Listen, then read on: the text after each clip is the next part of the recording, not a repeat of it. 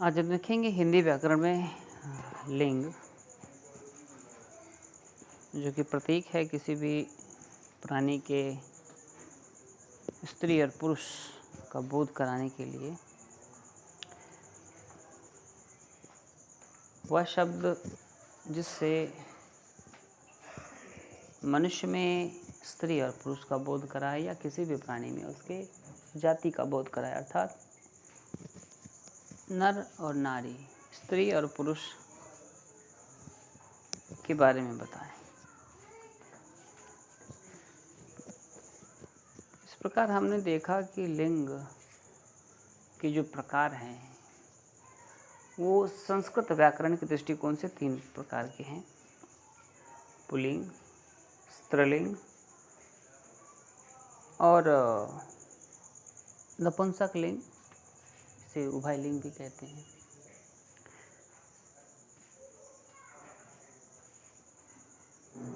हिंदी व्याकरण में मूलतः 2 पुल्लिंग और स्त्रीलिंग लिंग की इन्हीं 2 भेदों की चर्चा की गई है।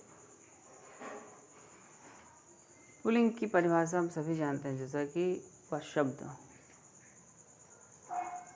जिसके माध्यम से किसी भी जाति के पुरुष जाति का बोध हो, किसी भी जीव की पुरुष जाति का बोध हो, तो वह पुल्लिंग कहलाता है। जैसे पिता, हाथी, घोड़ा, कुत्ता, बैल इत्यादि। स्त्रीलिंग जिस शब्द से किसी भी जीव की स्त्री जाति का बोध हो, स्त्रीलिंग कहलाता है। उदाहरण स्वरूप माँ, बहन, गाय, भैंस, बकरी, मुर्गी, हथनी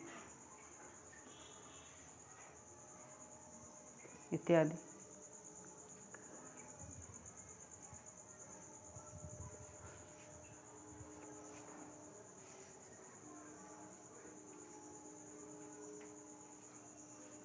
तत्सम संस्कृत शब्दों की जो लिंग है उसके आधार पर हम लिंग निर्णय करते हैं। वो है संस्कृत में जो कुछ शब्द हैं जिन्हें पुल्लिंग बताया गया है, इसमें है उनकी कुछ पहचान है। कह रहा कि जिन संज्ञाओं के अंत में, जिन संज्ञा शब्द के अंत में त्र लगा रहे, तो ऐसे शब्द संस्कृत के जो ये शब्द हैं वो पुल्लिंग कहलाते हैं। जैसे उदाहरण स्वरूप है चित्र। और चित्र जो है ये संस्कृत के शब्द हैं।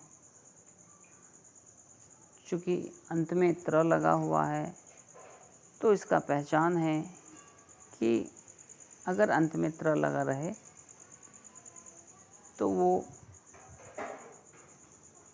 पुल्लिंग होगा। उसी तरह नेत्र, क्षेत्र, पात्र, चरित्र और शस्त्र। दूसरा नियम है कि जिन संज्ञा के अंत में ह्रस्व न, तवर्ग न और टवर्ग न लगा रहे,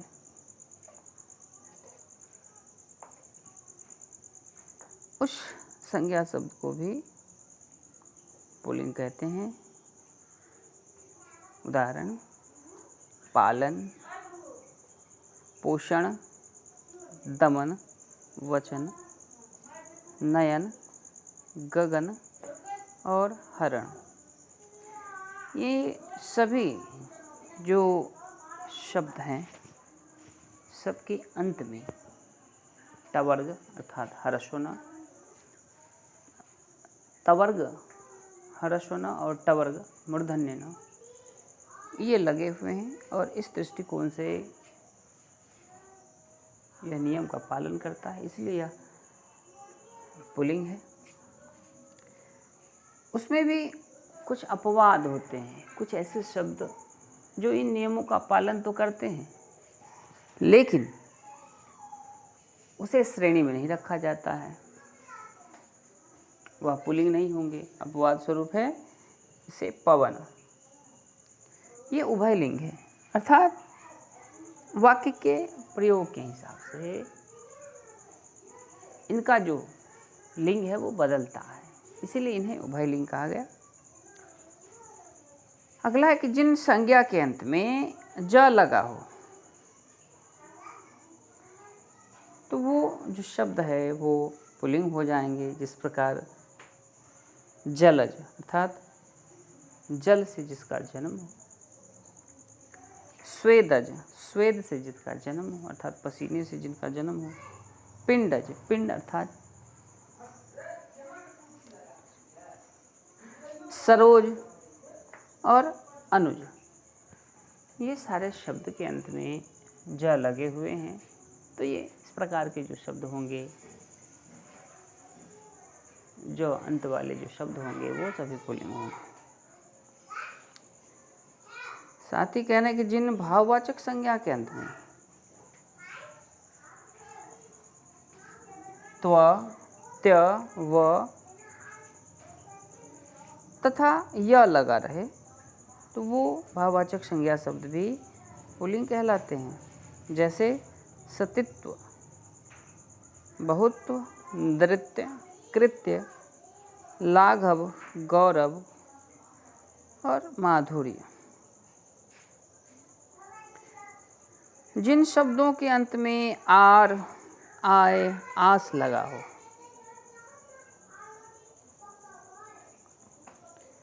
ये शब्द भी पुल्लिंग कहलाते हैं। उदाहरण के तौर पे है विकार, आर है विकार में, विस्तार, संसार, अध्याय, उपाय, उल्लास और रास, सभी शब्दों के अंत में जो नियम के अनुसार है आर और आय लगे हुए हैं, इसीलिए अभी पुल्लिंग है। इसमें भी कुछ ऐसे शब्द हैं जो इन नियमों का पालन तो करते हैं लेकिन इन्हें इस श्रेणी में नहीं रखा जाना चाहिए या नहीं रखा जाता है। अपवाद के तौर पर हम उनको देखेंगे, वो है सहाय, ये उभयलिंग है अर्थात प्रयोग की दृष्टि से इसे स्त्रीलिंग भी प्रयोग कर सकते हैं और पुल्लिंग में भी। और आय जो है, चूँकि यह इस नियम का पालन करता है कि अंत में य है लेकिन यह स्त्रीलिंग शब्द है। अगला है कि जिन संज्ञा के अंत में अप्रत्यय हो वह भी पुल्लिंग है। जैसे क्रोध, मोह, पाक, त्याग, दोष और स्पर्श, इसमें भी कुछ अपवाद हैं जो नियमों का पालन करते हैं लेकिन उन्हें इस श्रेणी में नहीं रखा जाता है। जय, ये स्त्रीलिंग शब्द हैं, अंत में य है लेकिन य में अप्रत्यय है तो जय ये स्त्रीलिंग हो गया। और विनय ये उभयलिंग है। प्रयोग के दृष्टिकोण से इनका प्रयोग किया जाता है, स्त्रीलिंग हो या पुल्लिंग। जिन संज्ञा के अंत में त लगा हो, चरित्र, गणित, फलित, मत, गीत और स्वागत, इस प्रकार के नियम के पालन करने वाले जो शब्द होंगे जिनके अंत में त लगा हो तो वो भी पुल्लिंग होंगे। और जिनके अंत में ख लगा हो, जैसे नख, मुख, सुख, दुख, लेख, इस प्रकार के शब्द भी पुल्लिंग होंगे। ये तो थे पुल्लिंग शब्द की पहचान। अब देखेंगे संस्कृत में जो स्त्रीलिंग शब्द है उसके पहचान, उसके नियम। तो आकारांत संज्ञा अर्थात जिन संज्ञा के अंत में आकारांत लगा हो वो सारे के सारे शब्द जो हैं स्त्रीलिंग हो जाएंगे। जैसे दया, माया, कृपा, लज्जा, क्षमा और शोभा। ये सारे के सारे शब्द जो है आकारांत हैं, अंत में आ की मात्रा लगी हुई है, आस्वर है, इसीलिए सभी नियमों का पालन कर रहे हैं, अतः यह स्त्रीलिंग है। नकारांत संज्ञा, जिन संज्ञाओं के अंत में ना प्रत्यय जुड़ा हो वो सभी शब्द स्त्रीलिंग कहलाएंगे। जैसे प्रार्थना, वेदना, प्रस्तावना, रचना और घटना। उसी में आता है उकारांत संज्ञा। हरसु, जिन संज्ञा के अंत में हरसु प्रत्यय के रूप में जुड़ा रहे वो सभी संज्ञा शब्द जो है स्त्रीलिंग कहलाएंगे। जैसे वायु, रेणु, रज्जु, जानु, मृत्यु, आयु और ऋतु। इसमें भी कुछ अपवाद हैं जो इन नियमों का पालन तो करते हैं लेकिन उन्हें इस श्रेणी में नहीं रखा जाता है, जिसमें है मधु, अश्रु, तालु, मेरु, सेतु।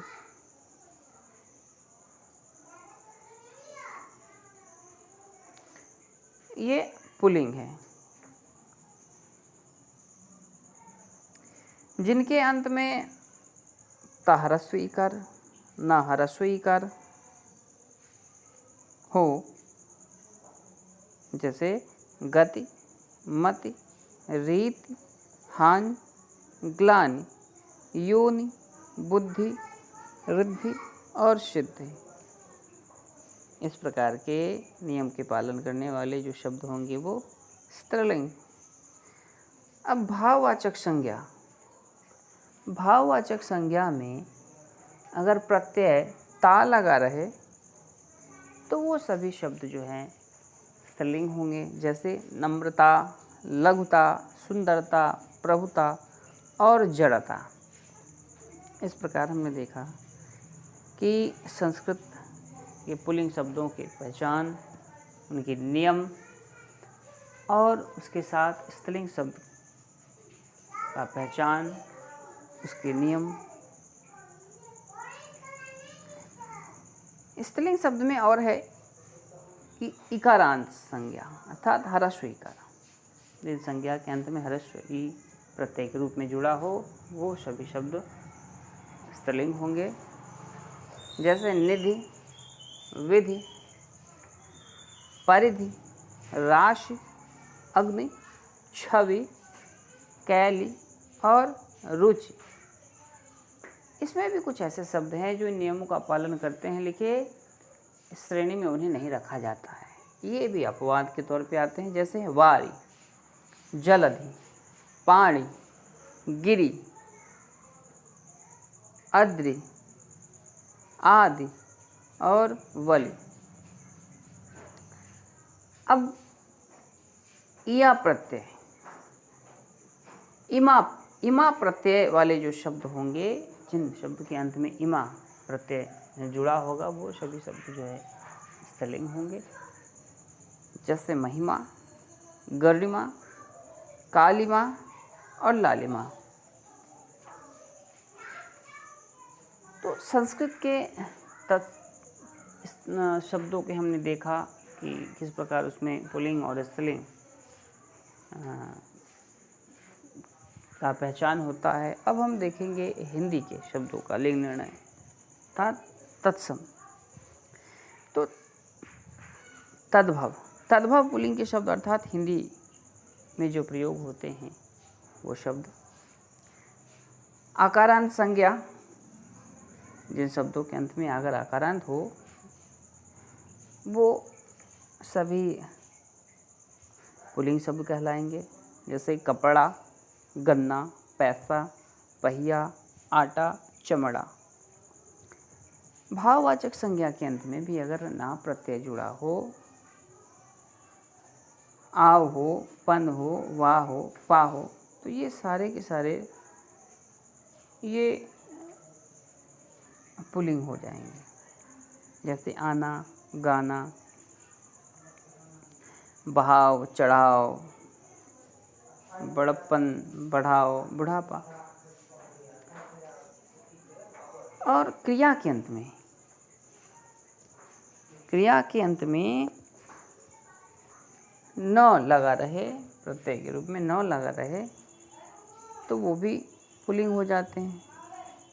उदाहरण स्वरूप है लगान, मिलान, खान, पान, नहान और उठान। अब हिंदी के जो स्त्रीलिंग शब्द हैं अर्थात तद्भव के स्त्रीलिंग शब्द, दीर्घ ईकार, जिस संज्ञा के अंत में प्रत्यय रूप में दीर्घ ईकार लगा रहे, तो वो सभी शब्द जो है वो स्त्रीलिंग होंगे। जैसे नदी, चिट्ठी, रोटी, टोपी और उदासी। इसमें भी कुछ नियम के पालन करने वाले हैं, लेकिन बावजूद इसके इसे इस श्रेणी में नहीं रखा जाता है। अपवाद है जैसे घी, जी, मोती और दही।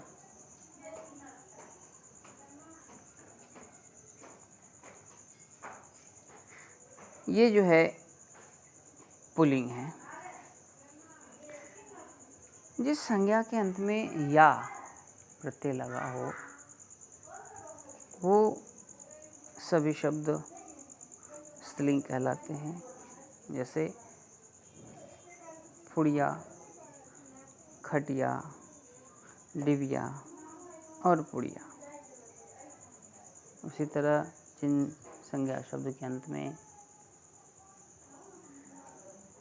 तो प्रत्यय जुड़ा हो, तो वो सभी शब्द स्त्रीलिंग होंगे। जैसे रात, बात, लात, भीत, छत और पंत, ये सभी स्त्रीलिंग।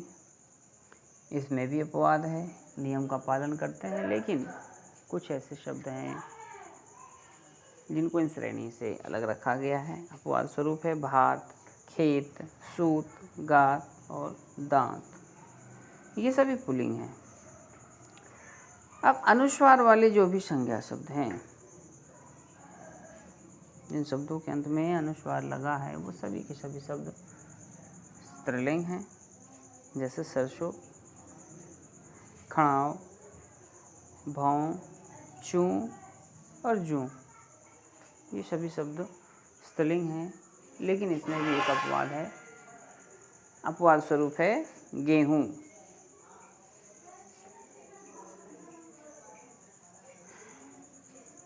अब हिंदी और संस्कृत के अलावा भी जो दूसरी जो भाषा है, उसमें भी उसके भी जो शब्द है, उसमें भी स्त्रीलिंग और पुल्लिंग का बोध होता है। तो उसके नियम हैं। जैसे हम उर्दू के शब्द को देखेंगे, उसमें लिंग निर्धारण करेंगे, तो है उर्दू के जो पुल्लिंग शब्द जिनके अंत में आब हो, तो वो सभी शब्द पुल्लिंग हो जाएंगे। जैसे गुलाब, जुलाब, हिसाब, जवाब और कबाब। इसमें भी है कुछ ऐसे शब्द हैं जो नियम का पालन करते हैं, लेकिन उन्हें पुरुष पुल्लिंग श्रेणी में नहीं रखा जाता है। अपवाद के तौर पे है शराब, मेहराब, किताब, ताब और किम ख्वाब। ये सारे उर्दू के शब्द हैं जो नियम का तो पालन करते हैं, लेकिन यह पुल्लिंग नहीं है। जिनके अंत में आन आर लगा हो, वो सभी शब्द जो हैं पुल्लिंग होंगे। जैसे है बाज़ार, इनकार, इस्तिहार, इकरार, एहसान, मकान, सामान, इम्तिहान, अपवाद, के तौर पे हम देखेंगे, जैसे दुकान, सरकार और तकरार। ये भी कुछ शब्द हैं जो नियम का पालन करते हैं, बावजूद इसके इन्हें इस श्रेणी में नहीं रखा जाता है,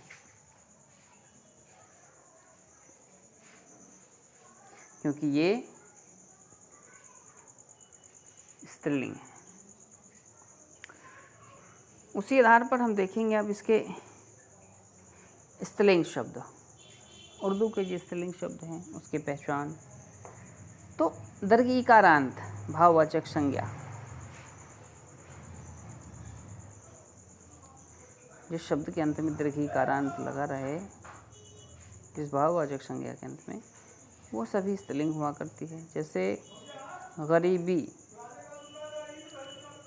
गर्मी, सर्दी, बीमारी, चालाकी, तैयारी और नवाबी, ये सभी स्त्रीलिंग शब्द। तलब शौक, जिन संज्ञा के अंत में लगा रहे, वो सभी स्त्रीलिंग हैं। जैसे नालिश, कोशिश, लाश, तलाश, वारिश और मालिश।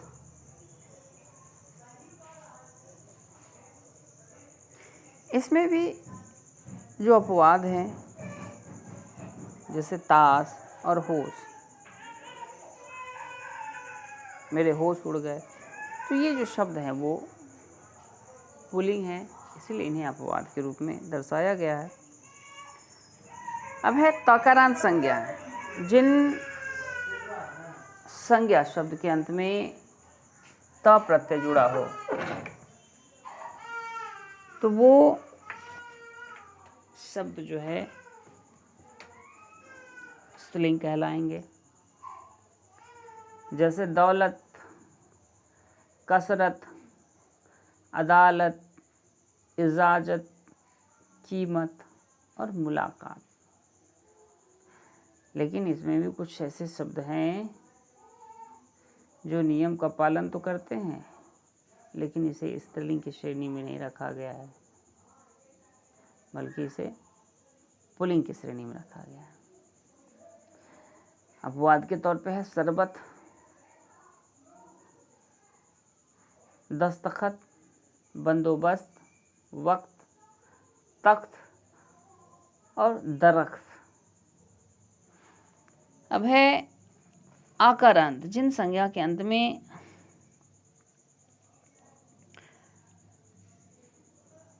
आ प्रत्यय जुड़ा हो, वो सभी शब्द स्त्रीलिंग होंगे। जैसे हवा, दवा, सजा, दुनिया, दगा। इसमें भी एक अपवाद शब्द है मज़ा, जो कि नियम के अनुकूल ठीक है, परंतु व्यवहार में इसे पुल्लिंग के तौर पर देखा जाता है। और इसके अंत में है कि जिन संज्ञा के अंत में ह प्रत्यय जुड़ा रहे, तो वो सभी शब्द जो है इस नियम को पालन करने वाले स्त्रीलिंग कहलाते हैं। उदाहरण में है सुबह, तरह, राह, आह, सलाह और सुलह। ये तो थे उर्दू के शब्द। अब हम देखेंगे विदेशज शब्दों में लिंग निर्णय के नियम। जैसे अंग्रेजी शब्दों का जो लिंग निर्णय करेंगे तो उसके जो कुछ नियम हैं वो। अब पुल्लिंग शब्द, अंग्रेजी के जो पुल्लिंग शब्द है उसकी क्या पहचान है, तो है औकारांत, आकारांत और ओकारांत वाले जो भी शब्द होंगे वो सभी पुल्लिंग हो जाएंगे। जिन अंग्रेजी के शब्दों के अंत में ओ लगा रहे, आ लगा रहे या फिर ओ लगा रहे, वो सभी के सभी शब्द पुल्लिंग हो जाएंगे। औकारांत में देखेंगे जैसे order, oil, injection, admission, engine, note, plaster,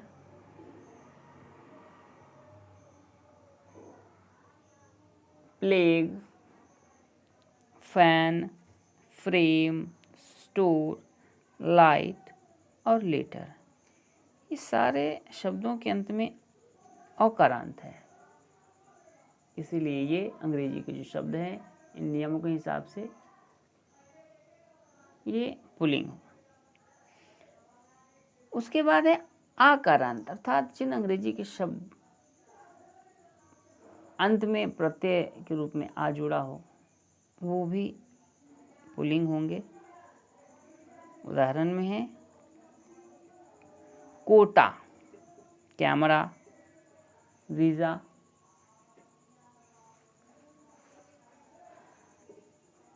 cinema, cholera, drama, propaganda, filaria, malaria, कारवां। सभी शब्द के अंत में आ है, इसीलिए सभी पुल्लिंग शब्द है।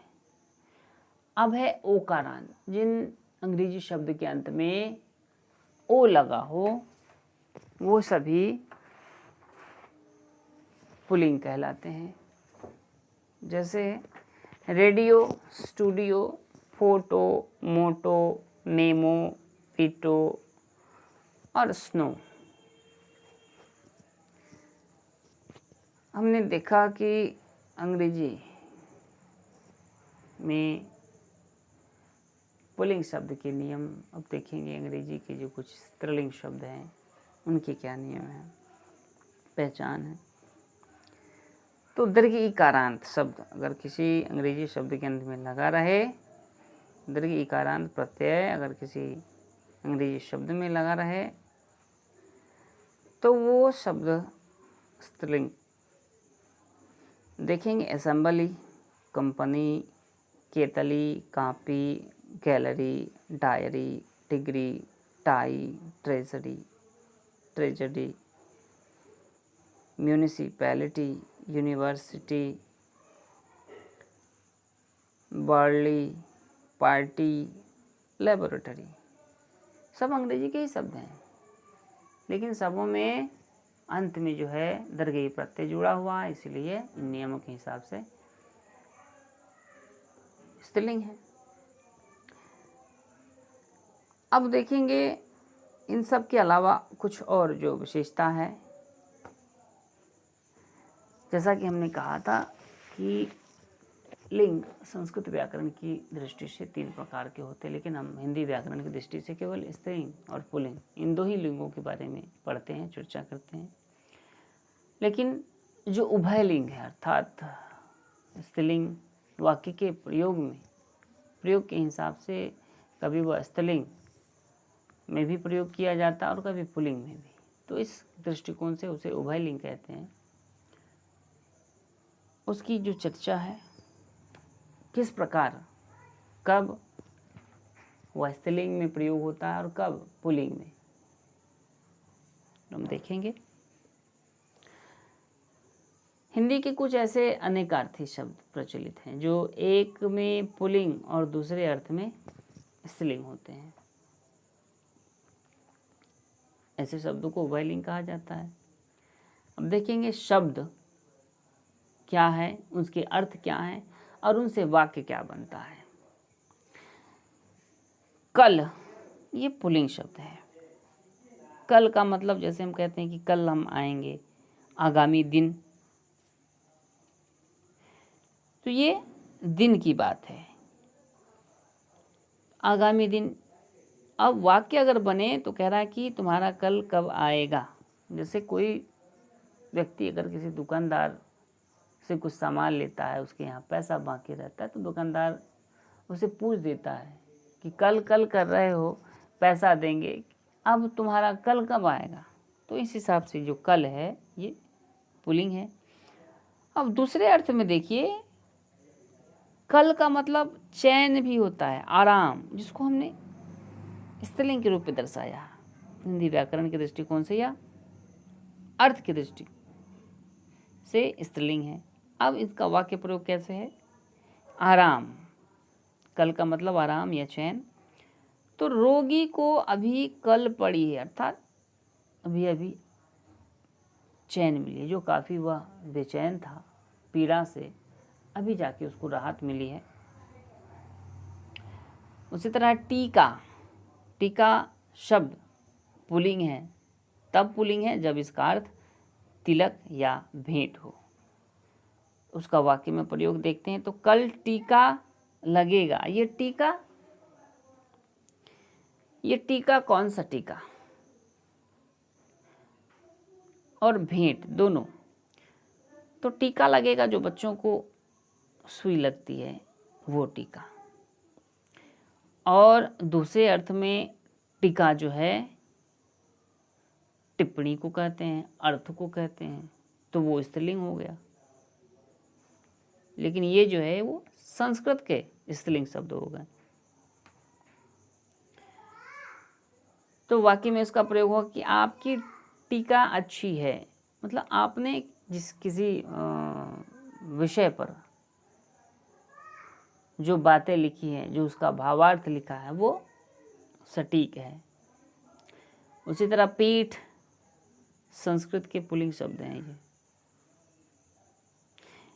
इसका अर्थ होता है पीठा या स्थान। जैसे यह विद्या का पीठ है, अर्थात विद्यापीठ कहते हैं। पीठ मतलब स्थान, विद्यापीठ विद्या का स्थान। उसी तरह पीठ का जब अर्थ पृष्ठभाग होता है तो यह स्त्रीलिंग हिंदी शब्द के स्त्रीलिंग के रूप में प्रयोग किए जाते हैं, जिसका अर्थ होता है पृष्ठभाग। और वाक्य में इसका प्रयोग होता है कि हमारी पीठ में दर्द है। पीठ जो शरीर का पिछला भाग होता है वो, हमारी पीठ में दर्द है। अब देखते हैं कोटि। तो कोटि को पुल्लिंग कहते हैं अर्थ के रूप में जब उसको हम करोड़ कहते हैं, अर्थात संख्या का जब बोध हो करोड़ के रूप में, तब वह पुल्लिंग है। इसका वाक्य में हम प्रयोग करते हैं जमीन की कीमत कोटि में, अर्थात काफी महंगा है जमीन, करोड़ों में है। लेकिन वही स्त्रीलिंग में प्रयोग आता है जब उसका अर्थ हम श्रेणी के रूप में लेते हैं। और वाक्य में प्रयोग हम करते हैं कि मनुष्य की अनेक कोटियां हैं, अर्थात श्रेणी है, अलग अलग जाति धर्म संप्रदाय के लोग हैं, वही कोटि अर्थात श्रेणी। उसी तरह है यति, यह पुल्लिंग शब्द है। अगर हमें सन्यासी के रूप में देखेंगे, अर्थ अगर सन्यासी के रूप में लें तो ये पुल्लिंग है। और इनका जो वाक्य में प्रयोग हुआ कि कुंभ के मेले में यतियों की भीड़ है, अर्थात सन्यासियों की भीड़ है। कहीं जो तीर्थस्थल होता है वहाँ सन्यासी, साधु सन्यासी ही अधिक मात्रा में रहते हैं। लेकिन उसी यति का अर्थ हम जब विराम लेंगे, अर्थात थोड़ा रुकना हो जाता है, तो वहाँ वह स्त्रीलिंग के रूप में प्रयोग होता है। अब प्रयोग के आधार पर देखेंगे कि वाक्य में जो हम प्रयोग करते हैं, यहाँ यति लगनी चाहिए। यति का है मतलब कुछ हम जब लिखते हैं वाक्य, जब हमारा थोड़ी देर के लिए अगर हम वाक्य लिखते समय या बोलते समय जो रुकावट होती है तो उसमें यह रुकना पड़ता है, तो उसमें हमें विराम लगाना पड़ता है। अल्प विराम हो, पूर्ण विराम हो, अर्ध विराम हो, ये जो चिन्ह है वो लगने से थोड़ी रुकावट होती है, थोड़ी देर रुक जाता है, तो यही है विराम। उसी तरह विधि, विधि जब ब्रह्मा के अर्थ में लेंगे तो वो पुल्लिंग है, अर्थात वाक्य में प्रयोग होता है इसका कि विधि अवश्य न्याय करेगा। हम कहते हैं ना कि हमारे साथ कुछ होता है, जैसे जो कमज़ोर व्यक्ति होते हैं, कमज़ोर वर्ग के, उन्हें जब सताया जाता है तो वो यही कहते हैं, ईश्वर के ऊपर विश्वास करके कहते हैं कि ऊपर वाला जाने जो करना है। तो अर्थात ईश्वर अवश्य न्याय करेगा, विधि अर्थात ब्रह्मा। और जब हम इसे प्रणाली या ढंग के अर्थ में लेंगे तो यह स्त्रीलिंग कहलाएगा। अब इसका वाक्य में प्रयोग होगा कि काम करने की विधि अच्छी है, काम करने का जो तरीका है वो अच्छा है, तो यहाँ स्त्रीलिंग हो जाएगा। उसी तरह है बाट, बाट का अर्थ होता है बटखरा, तो यहाँ पुल्लिंग हो जाएगा। कि तुम्हारा बाट ठीक नहीं है। कहते हैं ना कि सब्जी या कोई राशन अगर लेते हैं तो कभी कभी ऐसा भी होता है कि वह कहता है कि 1 किलो का है, लेकिन जब वह वज़न करता है तो दिखने में लगता है उसके बराबर का है, लेकिन वास्तविकता होती नहीं उतनी, बल्कि उससे थोड़ा कम होता है। तो यही कह रहा है कि तुम्हारा बाट ठीक नहीं है, मतलब वज़न में वह ठीक नहीं है। अगर हम इसका अर्थ लेते हैं मार्ग और इंतज़ार के रूप में तो ये स्त्रीलिंग हो जाएगी। जैसे कि हम किसी की बाट जोह रहे हैं, अर्थात रास्ता, उसके आने की हम प्रतीक्षा कर रहे हैं, है ना, कि वह तुम्हारी बाट जोहता रहा, प्रतीक्षा करता रहा, रास्ता देखता रहा। उसी तरह है शान। शान ये जो हिंदी और संस्कृत के पुल्लिंग शब्द है, जब इसको हम हथियार के रूप में या औजार जो तेज करने वाले पत्थर होते हैं उसके रूप में लेंगे तो ये कहलाता है पुल्लिंग। जैसे वाक्य में इसका प्रयोग है कि मैं तुम्हारे शान का उपयोग करूँगा। हथियार या औजार, इसको जो तेज करने वाले जो पत्थर होते, जिस पत्थर पर रगड़ के उस शस्त्र को धारदार बनाया जाता, उसे कहा गया शान। शान चढ़ाना, यही। और दूसरे अर्थ में है ठाठ, जिसको शान बान से रहना। तो यही है ठाठ बाट या प्रभुत्व, अपनी प्रतिष्ठा। तो वो अरबी भाषा का स्त्रीलिंग शब्द हो जाता है जब उसका हम अर्थ लगाते हैं ठाठ बाट प्रभुत्व या प्रतिष्ठा, उस अर्थ में वह स्त्रीलिंग हो जाता है। तो इसका हम वाक्य में प्रयोग करते हैं कि तुम्हारी शान के क्या कहने, अर्थात तुम्हारा जो रहन सहन है ये इसका बराबरी कोई दूसरा व्यक्ति नहीं कर सकता है, ये सबसे अलग है।